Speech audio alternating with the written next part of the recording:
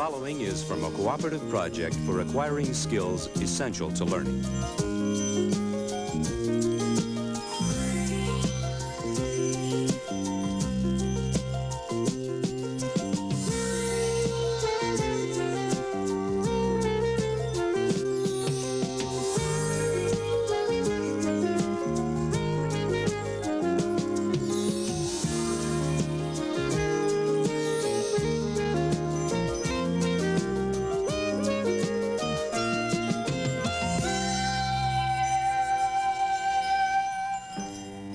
The sun was shining, the air clear and sparkling.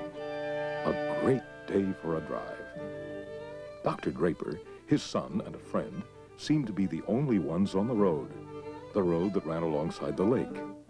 And then they saw it. In the early evening, walking in the field near his home, Angus McGee heard a loud splashing against the shore. He raced and crashed through the dense brush. And then he saw it.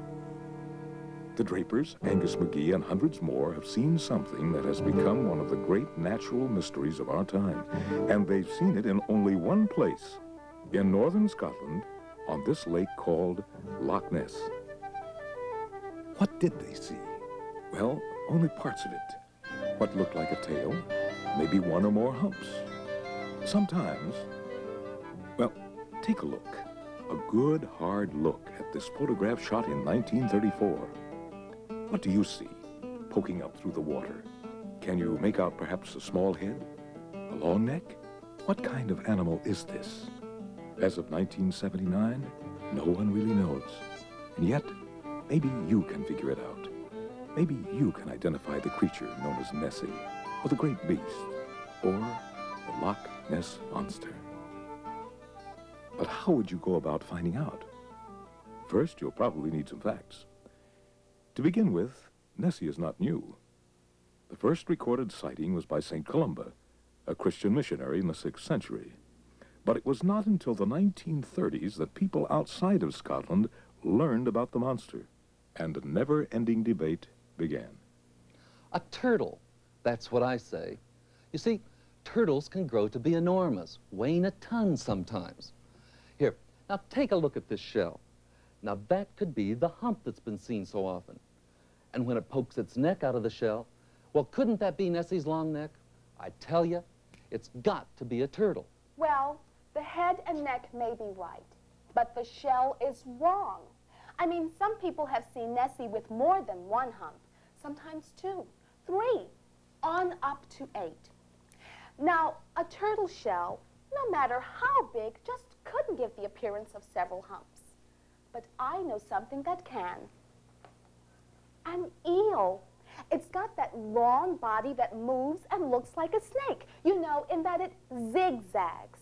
And the zigs and zags are making the humps. Nessie is definitely an eel. On the contrary, Nessie's a squid. It's the only animal we've mentioned so far that's in Nessie's class, size-wise. How big is the largest water turtle we know about? 8 feet? The longest eel, 10 feet. But a squid, from the tip of one arm to the tip of the opposite arm, can be as much as 40 feet in length. And any of these arms raised above the water could pass for Nessie's head and neck. And how about this?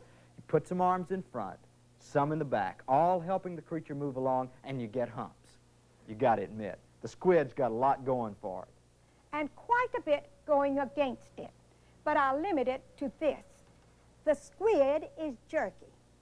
What I'm trying to say is it jerks, like that when it moves. The monster, what we know of it, swims up and down the lake at a constant, smooth speed. You know what I think Nessie is? A shark. Oh, no, I don't think so. Won't you please get on with it? You don't think what? I don't think it's a shark. Why not? Because I just don't think so, that's all. Well, you must have a reason for the way you think. Well... Here, take a look at this shark. Yeah, how does it compare with Nessie's description? Where's the neck on this thing? Well, there is no neck as such. Uh-huh. Ah, that takes the shark down a peg or two, doesn't it? Remember, Nessie has a long, curving neck. That's right. And that fin there on back. Nessie doesn't have one of those. I knew there was some reason that I couldn't go along with the shark idea. Okay, so what do you think the monster is? How about a turtle? That's where we started. Is there really a monster in this loch? Have hundreds of eyewitness reports been part of a hoax? Or were their eyes mistaken? For a long time, there was not much evidence that Nessie existed. This photograph was taken in 1934. This film was made in 1960. Can you tell whether that's Nessie traveling through the water? Or is it a speedboat, perhaps? Experts examined this film and, without naming Nessie, officially stated that the moving object is probably a living creature. But what kind of living creature? In the recent efforts to find Nessie, a variety of scientific and technological approaches have been used. Mini-subs, with harpoon guns to collect samples of Nessie's flesh. Helicopter-like aircraft. Chemicals known to attract fish. To urge Nessie forward, underwater speakers sounding the calls and cries of various sea animals. And in case Nessie itself called and cried, listening devices to pick it all up. Sonar, an electronic detector that can find things underwater by sending out sound waves and recording the echoes that are produced when the waves strike the objects. Of all the devices used to hunt Nessie, sonar has been the most successful. For more than 10 years now, its readouts have given evidence of something quite large and very much alive in the loch.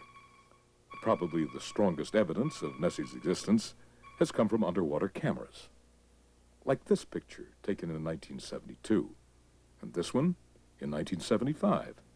Look, the 1972 photograph shows a flipper. Sea animals have 2 or more flippers for swimming power. Its estimated length, 2 meters. In the 1975 picture, we can see a somewhat light bulb-shaped animal. 2 flippers stick out from the upper part, and a portion of the long neck seems to be hidden by a shadow. Above the shadow is a shape that hints of being a head. Scientists studied these photographs, hoping that at last the great beast would be identified. But the fuzziness of the pictures prevented a positive identification. Whatever the creature may be, could it have lived for more than 1,400 years? Very unlikely. The loch has probably been home for generations of great beasts. Recent sonar tracings show 2 Nessies at rest underwater, close to one another. And the total population could be considerably more than that. How many more? The answer is surprising. We can make a rough estimate based on 2 things: the amount of available food and how much of that food each member of the Nessie family might consume. Sonar detectors indicate that the monster is probably about 6 meters long. And scientists have calculated that an animal that size, living in the water, would eat at least 12 kilograms of food a day. The food? Young salmon in the loch, and they provide a daily food supply of about 1,770 kilograms. To find out how many Nessies could possibly be in the loch, we divide 12 into 1,770. The answer is 147 and a half. And we should round that off to 147 because the loch couldn't feed 148. So there could be up to 147 monsters in this loch. But what kind of monsters are they? It's a seal. A whale. A sea cow. A giant worm. A giant worm? Well, it could be. How? Listen, some scientists say that Nessie is probably a familiar animal that we haven't been able to recognize because it's a bit overgrown. I can go along with that. But a worm? Well, it has that rounded little head that Nessie's supposed to have. And all right, we all know that a worm doesn't really have a neck. But if it raises itself a few feet out of the water, what comes after the head could be taken for a neck, like Nessie's. Giant or not, a worm doesn't have flippers. Did you ever see this picture? Well, according to the people who took that picture, that's one of Nessie's flippers. Okay, okay. The giant worm is out. But it's not a whale or a seal either. Well, why not? A whale is certainly big enough, and it's got flippers, see?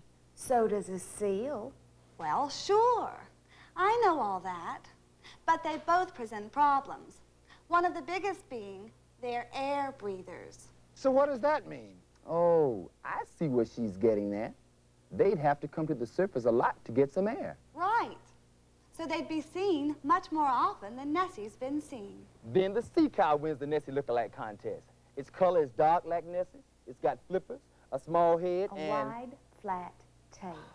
Doesn't match up with Nessie's long, slender one. The sea cow also moves like molasses in January. And Nessie is fast. Comparatively speaking, of course. So, where does that leave us? We've eliminated the whale, the seal, the sea cow. The giant worm. And don't forget the turtle, the shark. The squid and the eel. What's left?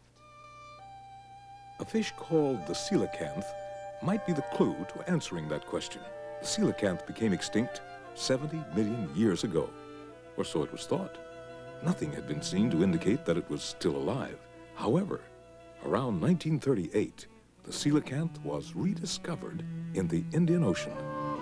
There's another prehistoric animal that many believe could be the Loch Ness Monster. That animal is a plesiosaur. Like the coelacanth, the plesiosaur supposedly died out millions of years ago. No remains of Nessie have been found to prove that it is indeed a survivor of ancient times. But according to scientists, fossils of the plesiosaur strongly resemble Nessie in size and appearance. How could such a creature be in the loch? The answer goes back to the Ice Age. Or rather, it's melting. At one time, the Loch Ness area was relatively flat, and like other parts of the world, covered with ice. As the ice left, the land began to rise, forming a lake cut off from the sea. Seagoing animals, like the ancestors of Nessie, the plesiosaur, were trapped there thousands of years ago. A convincing theory. But is the plesiosaur really the great beast? Some think not. Neither the plesiosaur nor any other animal is the Loch Ness Monster, because, as they argue, there is no Loch Ness Monster. In spite of non-believers, the search goes on. Recently, 2 new elements were added to that search. Dolphins, Sammy and Susie. Strapped to each of their bodies are strobe lights to brighten the loch's dark waters and a camera. Having received intensive training, their mission is to find and photograph Nessie. If they succeed, there will be one less natural mystery to solve.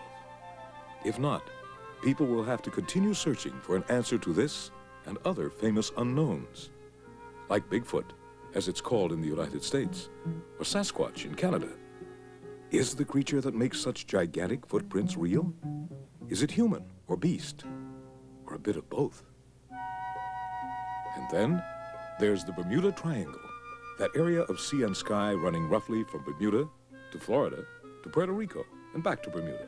It's said that more ships and planes have disappeared here than in any other region of the globe, and for reasons unknown. If that's true, why is it true? Nessie, Bigfoot, and the Bermuda Triangle, do they really exist? How would you go about finding out? What you've learned about the search for the great beast might be useful in tracking down the truth about Sasquatch, the Bermuda Triangle, or maybe another mystery near you. Perhaps there's a haunted house, or some unexplained lights. Take any of nature's mysteries and see if you can find ways to search for the unknown. Thinkabout is supported by state and provincial agencies working through the Agency for Instructional Television. Together, serving education.